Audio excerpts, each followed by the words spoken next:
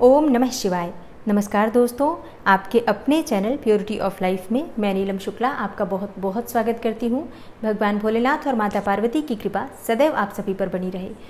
दोस्तों, सावन के पहले सोमवार को अष्टमी तिथि है, मतलब सोमवार और अष्टमी तिथि। तो ये दुर्लभ संयोग है जो कि हमें सावन के पहले ही सोमवार को प्राप्त हो रहा है। और सावन की सोमवार की अष्टमी आप सभी जानते हैं बहुत महत्वपूर्ण होती है। मतलब किसी भी प्रकार की आपकी मनोकामना हो, कोई भी आपकी समस्या हो, कोई भी आपके जीवन का कष्ट हो, उसे दूर करने का सर्वश्रेष्ठ दिन माना जाता है सोमवार की अष्टमी तिथि। तो सावन के पहले ही सोमवार को इतना शुभ और दुर्लभ संयोग आपको प्राप्त हो रहा है। किस प्रकार से आपको भगवान शिव की पूजा आराधना करनी चाहिए, कौन सा उपाय करना चाहिए और कौन सी वस्तुएं भगवान शिव और माता पार्वती को अर्पित करें जिससे कि हर प्रकार के कष्ट से आपको मुक्ति मिल जाए। किसी भी प्रकार की परेशानी आपके जीवन में हो या फिर कोई भी मनोकामना आपकी हो, निश्चित ही भगवान शिव और माता पार्वती की कृपा से पूर्ण हो। इसके लिए आज विशेष क्या करना चाहिए, ये संपूर्ण जानकारी आपको आज की वीडियो में मैं शेयर करने वाली हूँ। तो बहुत शुभ दिन है और बहुत शुभ तिथि है, इसलिए आज की वीडियो भी आपके लिए बहुत महत्वपूर्ण होने वाली है। वीडियो को पूरा ज़रूर देखिए और आज की वीडियो अगर आपको अच्छी लगे तो लाइक भी ज़रूर कीजिए, शेयर भी ज़रूर कीजिए फैमिली फ्रेंड्स के साथ। और चैनल पर पहली बार आए हैं, अगर अभी तक आपने चैनल को सब्सक्राइब नहीं किया है तो आज की वीडियो अगर आपको अच्छी लगे तो चैनल को सब्सक्राइब करके बेल आइकन को ज़रूर प्रेस कर लीजिए। इससे ये होगा कि इस चैनल पर जो भी नई वीडियो अपलोड होंगी उनकी नोटिफिकेशन आपको सही समय पर प्राप्त होगी। दोस्तों, बात करें सोमवार की अष्टमी के उपाय के बारे में, तो देखिए सोमवार की अष्टमी तिथि पर अगर आप सिर्फ भगवान शिव की पूजा आराधना भी कर लेते हैं, जलाभिषेक भी कर देते हैं, तो इतने मात्र से भी आपके जीवन की समस्याएं समाप्त हो जाती हैं। तो अगर आप विधि विधान से पूजा करके अपनी मनोकामना कहते हैं तो फिर कोई भी मनोकामना हो आपकी, भगवान शिव और माता पार्वती की कृपा से निश्चित ही वो पूर्ण होती है। तो आज सोमवार है, बहुत से भक्त हैं जो कि व्रत धारण कर रहे होंगे, लेकिन मान लीजिए कि आपने व्रत नहीं किया है किसी भी कारणवश, तो भी आपको आज के दिन विधि विधान से भगवान शिव की पूजा आराधना जरूर करना है। घर में कीजिए या फिर मंदिर जाकर कीजिए, जैसे भी संभव हो, लेकिन पूजा जरूर कीजिए। मतलब आज के इस बहुत शुभ दिन को व्यर्थ बिल्कुल नहीं गंवाना है। तो आज भगवान शिव की पूजा आपको किस प्रकार से करनी है, देखिए पूजा की जो सामग्री होती है आप सभी जानते हैं। जलाभिषेक के लिए आपको जल चाहिए, पंचामृत चाहिए आपको। पंचामृत के लिए आपको दूध, दही, घी, शहद, शक्कर, इन पांचों चीज़ों को मिलाकर बनाना होता है पंचामृत। आप एक पात्र में एक साथ बनाकर भी ले सकते हैं या फिर अलग अलग भी इसी सब चीज़ों से भगवान शिव का अभिषेक कर सकते हैं। इसके अलावा भांग, धतूरा, बिल्वपत्र, अक्षत, चंदन, भस्म, फल, मिठाई, जो भी आपके पास उपलब्ध हो भगवान शिव की पूजा की सामग्री आप ले सकते हैं यथासंभव यथाशक्ति। ये सभी सामग्री आप चाहें तो लेकर मंदिर जाकर पूजा कर सकते हैं और मंदिर नहीं जा पाते हैं तो घर में भी पूजा कर सकते हैं। लेकिन घर में अगर आप भगवान शिव की पूजा कर रहे हैं तो शिवलिंग होना चाहिए, इस बात का ध्यान रखिए। क्योंकि देखिए सावन मास में जलाभिषेक का बहुत महत्व होता है। भगवान शिव की पूजा जलाभिषेक के बिना अधूरी मानी जाती है। तो अगर आपके घर में शिवलिंग है तो बहुत अच्छी बात है, शिवलिंग नहीं है तो क्या करें, तब ऐसे में मिट्टी का एक शिवलिंग बना लीजिए। आप अपने गमले की मिट्टी लेकर भी शिवलिंग बना सकते हैं या फिर जहाँ पर पूजा की सामग्री मिलती है उन दुकानों पर भी मिट्टी मिल जाती है शिवलिंग बनाने के लिए। तो अगर आपके पास ऐसी मिट्टी उपलब्ध है जो कि गमले में ही साफ मिट्टी है तो गमले से मिट्टी ले लीजिए, नहीं तो किसी भी पूजा की दुकान पर बहुत आसानी से मिल जाती है मिट्टी, आप वहाँ से भी मिट्टी ले सकते हैं। मतलब साफ मिट्टी चाहिए, इस बात का ध्यान रखिए।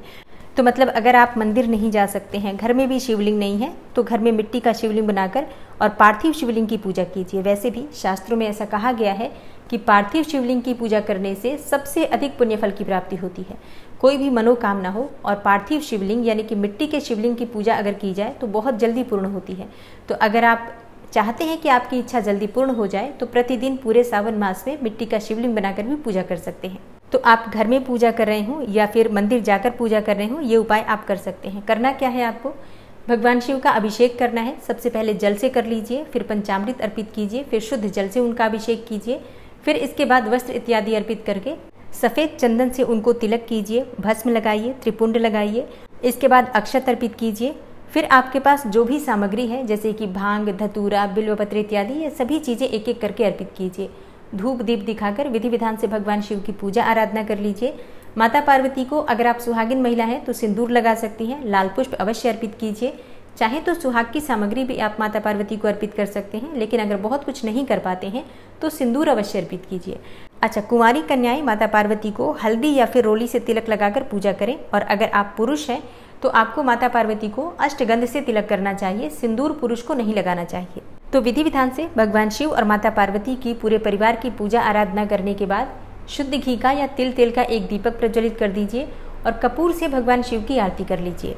इसके बाद अपने मन की कामना करते हुए आपको एक बिल्वपत्र लेना है। उस बिल्वपत्र पर आपको राम राम राम लिख लेना है या फिर ओम नमः शिवाय लिख सकते हैं। आप चाहें तो घर से ही लिख कर ले जा सकते हैं। किस चीज़ से आप लिखेंगे, सफ़ेद चंदन से या फिर आप चाहें तो लाल चंदन से लिख सकते हैं। अष्टगंध से भी लिख सकते हैं, लेकिन रोली का प्रयोग मत कीजिएगा और ना ही हल्दी का। तो सफ़ेद चंदन से, अष्टगंध से या फिर लाल चंदन से राम राम राम लिख लीजिए तीनों पत्तों पर।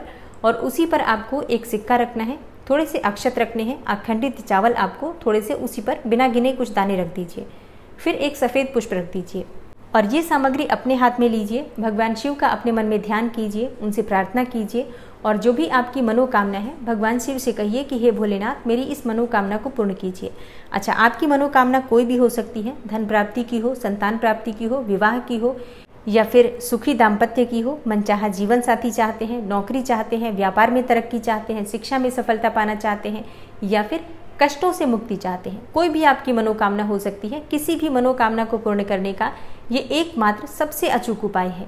तो इस उपाय को बिल्कुल सच्चे मन से किया जाता है, श्रद्धा भाव से किया जाता है। मन में ये भावना होनी चाहिए कि आप जो बात कह रहे हैं भगवान भोलेनाथ उसे सुन रहे हैं, आपकी प्रार्थना स्वीकार कर रहे हैं। तो मतलब सच्चे मन से भगवान शिव की श्रद्धा भाव से पूजा आराधना करके और इस प्रकार से अपने हाथ में बिल्वपत्र, अक्षत और इसके साथ एक पुष्प, एक सिक्का रखकर भगवान शिव को अर्पित किया जाता है। शिवलिंग पर अर्पित कर दीजिए वो सभी सामग्री, मतलब बिल्वपत्र पर सभी चीज़ें रख दीजिए और एक साथ अपने दाहिने हाथ में लेकर और अपने मन की कामना करके भगवान शिव के मंत्रों का कुछ संख्या में जप कर लीजिए। 11 बार, 21 बार या फिर यथासंभव 2-4 मिनट, 5 मिनट तक मंत्र जप करते रहिए हाथ में सामग्री लेकर।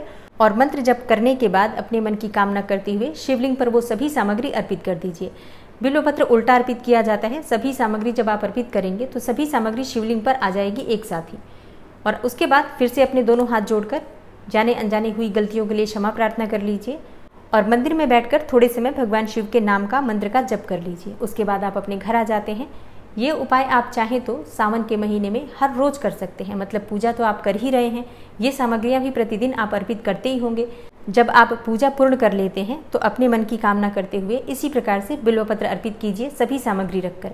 इससे मन की कोई भी कामना हो बहुत शीघ्र पूर्ण हो जाती है। इसलिए ये उपाय आप प्रतिदिन कर सकते हैं, पूरे सावन मास में कर सकते हैं। और ये उपाय कोई भी कर सकता है, पुरुष भी कर सकते हैं, स्त्रियां भी कर सकती हैं, लड़कियां भी कर सकती हैं और हाँ, छोटे बच्चे भी कर सकते हैं। मतलब कोई भी इस उपाय को करे, निश्चित ही उसका लाभ होगा, निश्चित ही उसकी कामना पूर्ण होगी।